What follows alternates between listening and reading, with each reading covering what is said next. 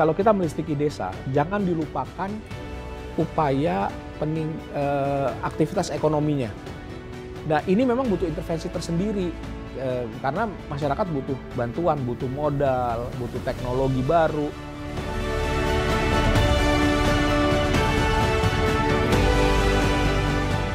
Ketika hujan nih biasanya kan angin kenceng tuh. Nah, di situ juga tetap ada daya yang masuk gitu, yang untuk diproduksi dan bisa disimpan oleh baterai, sehingga bisa dikatakan tidak ada putus daya. Jadi ketika musim penghujan gitu kan, itu tetap juga bisa memproduksi daya listrik dengan maksimal. Alhamdulillah sih kan bisa pakai blister gitu ya, bisa buat bikin es lilin, es batu, terus buat apa namanya, es minuman itu yang teh gelas gitu buat anak-anak ngaji, kadang-kadang buat yang lewat yang pada mancing gitu. Alhamdulillah.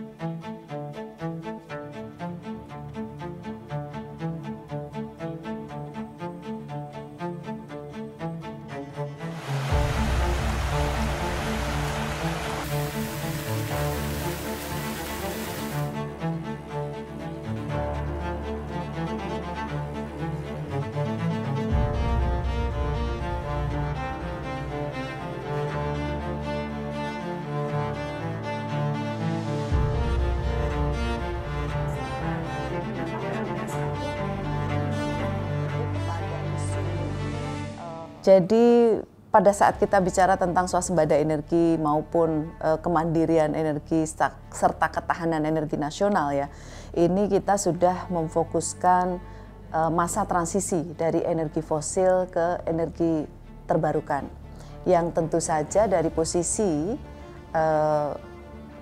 tinggi emisi menjadi rendah emisi dan ke depan menjadi tidak beremisi atau net zero emission.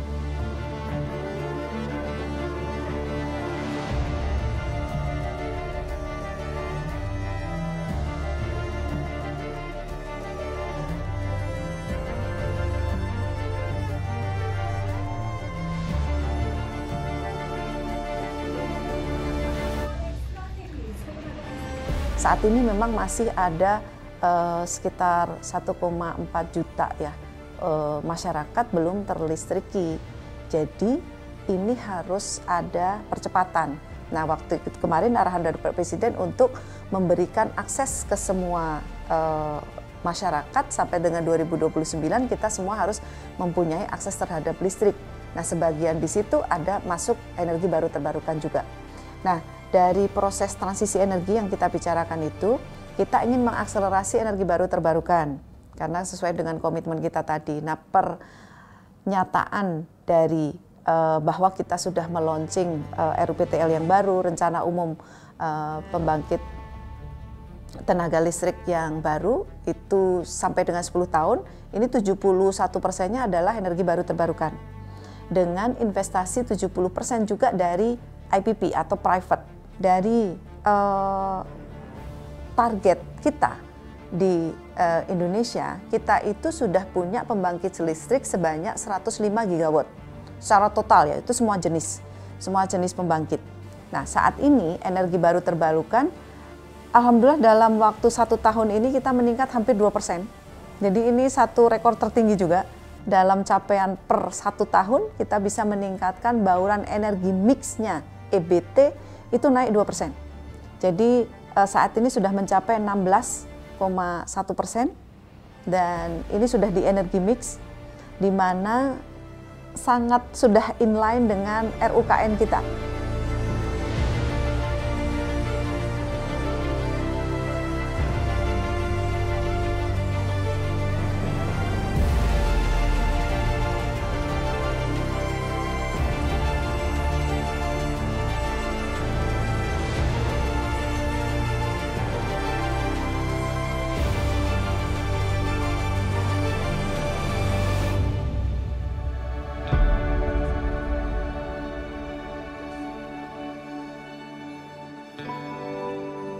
Sampai saat ini kami sudah memiliki berbagai macam desa energi berdikari yang sumber energinya didasarkan dari karakteristik desanya masing-masing.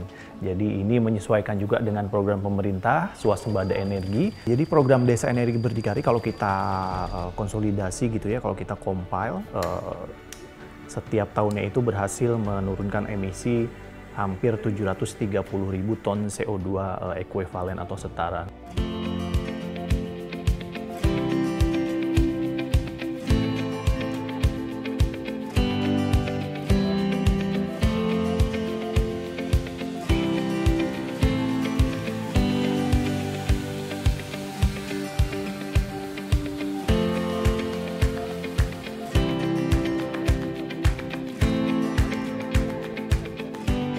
Jadi kalau sumber daya itu dioptimalkan, ada banyak manfaat yang didapatkan oleh desa. Tentunya yang pertama, mereka bisa mendapatkan energi yang berkelanjutan, bersih, berkelanjutan, dan terjangkau. Membangkitkan energi terbarukan di daerah-daerah terpencil itu dengan sumber energi terbarukan tadi, itu lebih murah ketimbang membangkitkan energi listrik dengan menggunakan diesel. Manfaat yang kedua, ya sebenarnya bukan hanya buat masyarakat, tapi buat pemerintah juga adalah bisa mengurangi subsidi listrik. Yang subsidi listriknya itu karena memang biaya produksi tenaga listriknya mahal, karena menggunakan energi fosil.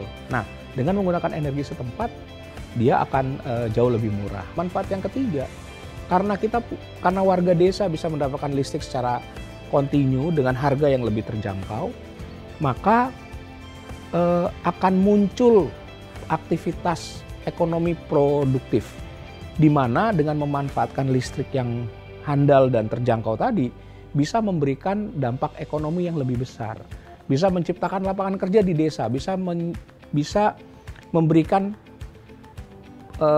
pendapatan bagi warga desa. Nah, belum lagi manfaat-manfaat lain yang bisa kita lihat, misalkan ya mungkin tidak banyak jarang dilihat, tapi kalau kita punya akses listrik yang baik, proses belajar mengajar di desa-desa, ya biasanya di situ ada sekolah minimum SD, itu bisa lebih baik.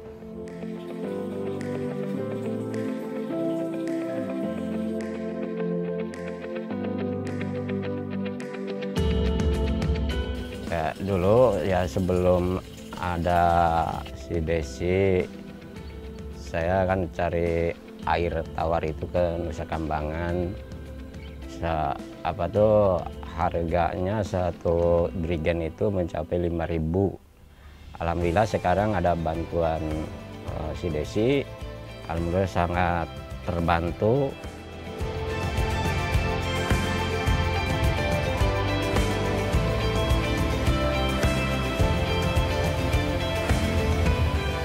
Yang dulu kita tidak mempunyai fasilitas air bersih, sehingga kita harus ngambil sendiri ke Nusa Kambangan yang jaraknya sekitar 7 km.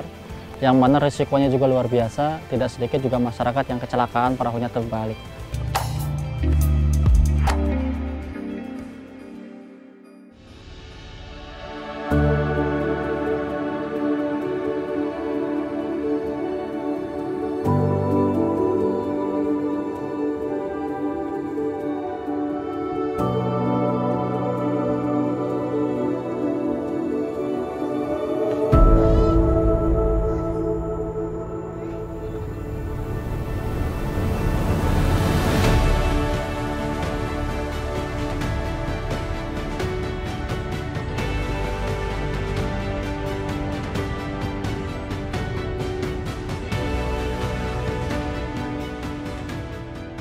Dusun Bondan ini merupakan dusun yang sedikit terisolasi.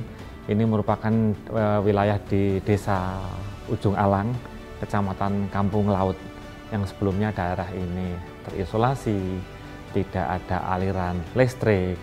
Dengan tidak adanya kesediaan listrik, kita membangun PLTH, pembangkit listrik tenaga hibrid.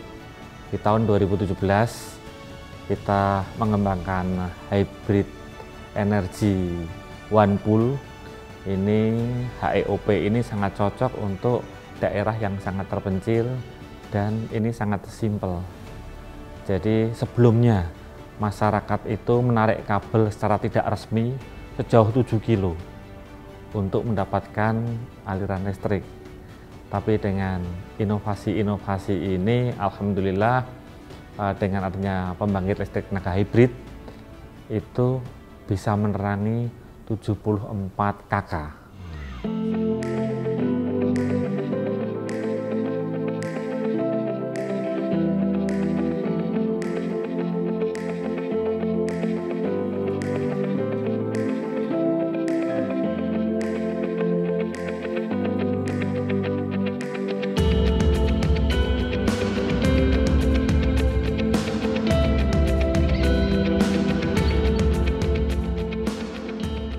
Kalau untuk konsep PLTH ini, pembangkit listrik tenaga hibrid ya, kenapa kita berpadukan dengan kincir angin ya? Karena kan di sini memang potensi panas juga bagus ya. Terus potensi angin juga karena kan kita pesisir ya, itu juga sangat bagus. Nah, mana sehingga kalau memang selama ini kita hanya mengandalkan dari panel suryanya saja, sehingga ketika malam hari ataupun ketika musim cuaca buruk hujan terus, itu tidak ada daya untuk pengecasan, untuk dikonsumsi oleh baterai. Dengan adanya konsep hibrid, adanya kincir angin itu, jadi ketika hujan nih biasanya kan angin kencang tuh. Nah, di situ juga tetap ada daya yang masuk gitu, yang untuk diproduksi dan bisa disimpan oleh baterai, sehingga bisa dikatakan tidak ada putus daya. Jadi ketika musim penghujan gitu kan, itu tetap juga bisa memproduksi daya listrik dengan maksimal. Kalau untuk dayanya total keseluruhan itu 16.200, yang mana ini mengalir diperuntukkan untuk 74 kepala keluarga. Nah, kalau untuk satu rumahnya, kita per satu rumah nih itu ada namanya kWh meter, itu dibatasi 500 watt per hari. Jadi kWh meter ini secara otomatis ngisi kembalinya itu ketika jam 5 sore. Jadi jam 5 sore itu otomatis ngisi normal 500 watt lagi. Nah,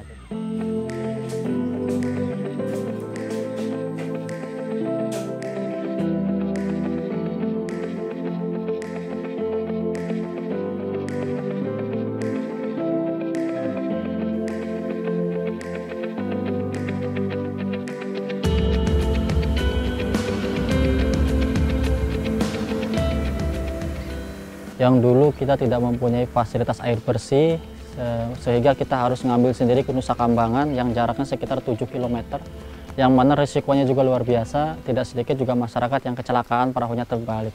Air tambak kalau saya bilang gitu kan, diolah ke sebuah sistem penyulingan, kalau bahasa saya itu penyulingan ya, itu bisa menghasilkan air yang sangat jernih dan bahkan layak untuk dikonsumsi, itu seperti itu.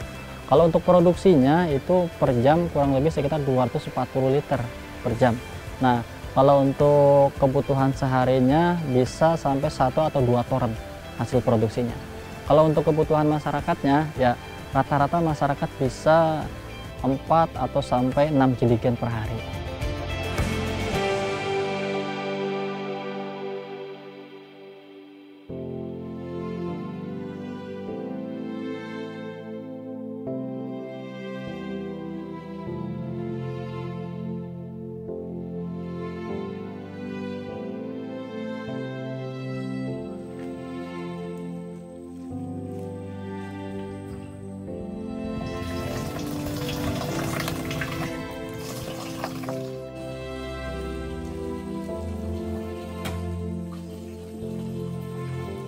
Ya, dulu ya sebelum ada si Desi, saya kan cari air tawar itu ke Nusa Kambangan. Harganya satu drigen itu mencapai 5.000. Alhamdulillah sekarang ada bantuan si Desi. Alhamdulillah sangat terbantu. Satu rigennya itu 1.500 dan juga nggak terlalu repot, risikonya nggak berat lah gitu.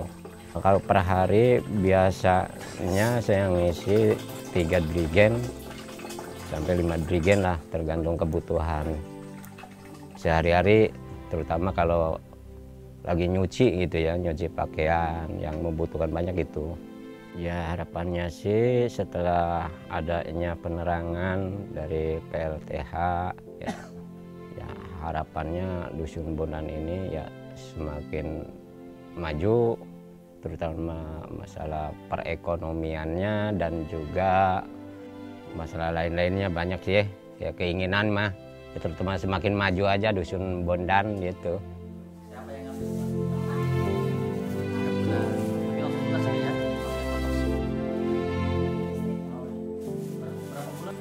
Di Dusun Bondan itu ada istilahnya koperasi, sehingga untuk mengaktifkan freezer gitu kan, itu kan untuk menyimpan ikan, itu alhamdulillah sangat membantu sekali.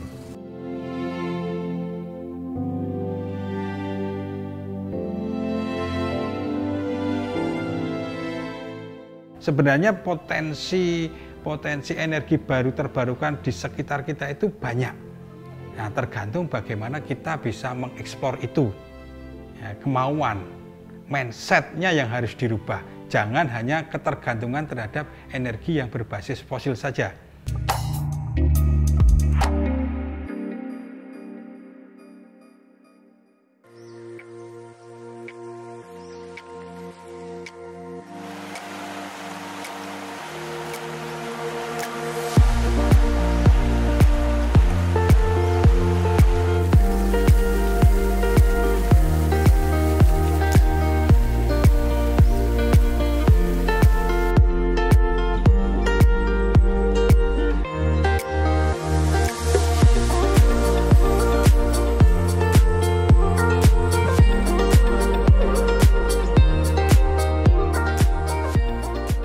Selain sebagai penerangan, ini juga bisa untuk menggerakkan aerator di sini.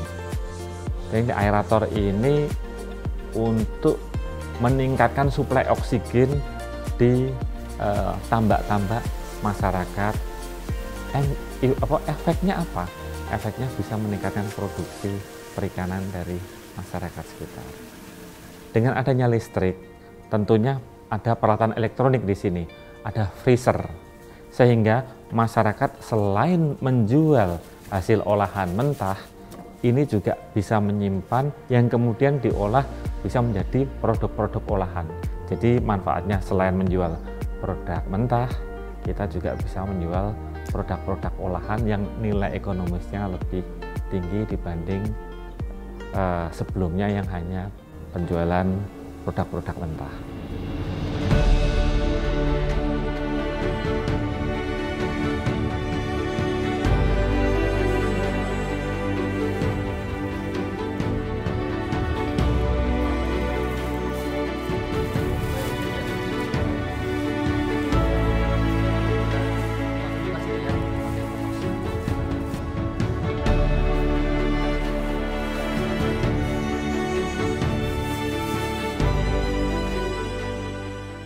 Dulu di Dusun Bondan tidak ada aliran listrik.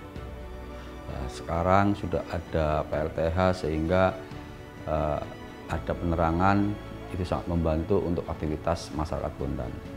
Itu aktivitas yang paling menyolok satu yaitu penerangan. Ya kan? Penerangan di malam hari yang dulunya gelap menjadi terang.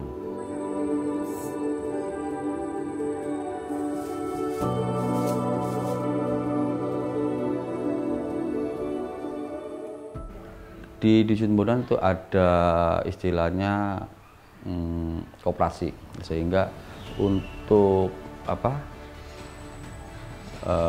mengaktifkan freezer gitu kan, itu kan untuk menyimpan ikan, itu alhamdulillah sangat membantu sekali. Untuk kegiatan koperasi yang ada di Bondan, salah satunya itu ada produk tersendiri, itu membuat keripik dari ikan. Keripik dari ikan, juga banyak yang lain kayak pepesan gitu kan. Dan menjual udang yang mentah ya kan, di freezer dulu kan, jadi tidak istilahnya busuk seperti itu.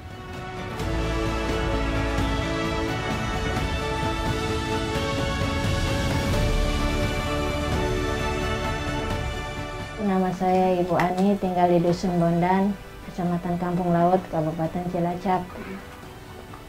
Pekerjaan sehari-hari saya ibu rumah tangga dan buka warung usaha buka warung.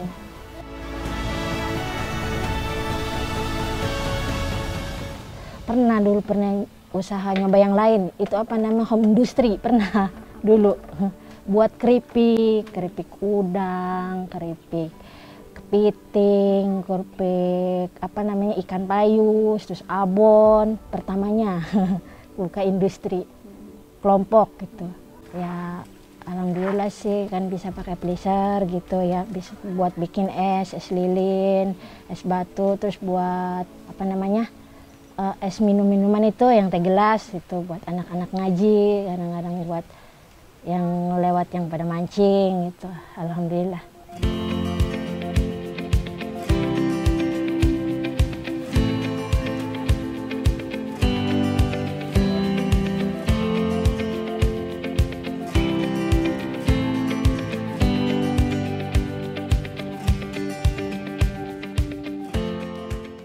Sebenarnya potensi energi baru terbarukan di sekitar kita itu banyak.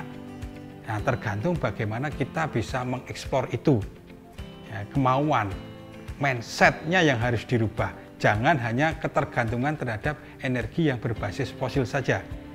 BBM, gas LPG, itu sumber-sumber energi yang berbasis fosil yang lama-kelamaan memang ketersediaannya semakin menipis. Ketergantungan terhadap energi fosil itu yang harus dikurangi. Energi yang dipakai pasti energi yang ramah lingkungan. Yang kedua, dengan dimanfaatkan sendiri berbasis yang ada di sekitar sendiri, energinya pasti lebih murah. Multiplier efeknya sebenarnya juga ada juga, ya kan? Untuk daerah-daerah yang tadinya belum ada aliran listrik, tadinya sulit distribusi gas, dengan adanya itu otomatis ekonomi tingkat lokalnya bisa bergerak. Dengan adanya listrik, mereka bisa membuka usaha. Dengan adanya substitusi gas tadi, ongkos produksi untuk penggunaan gas bisa turun.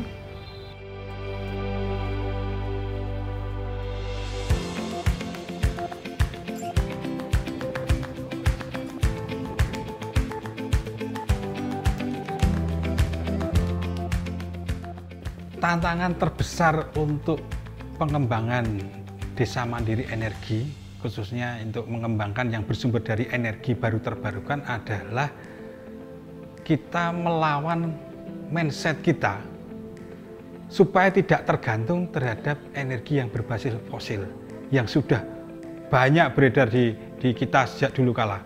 Kita itu dari dulu sudah dininabubukkan dengan energi-energi yang berbasis fosil, bahwa merubah mindset tidak bisa serta-merta. Merubah mindset itu butuh waktu. Selain APBD membangunkan infrastruktur EBT, kita juga mendorong stakeholder kita di sektor SDM untuk bisa memberikan CSR bantuannya untuk membuat desa-desa mandiri energi yang baru.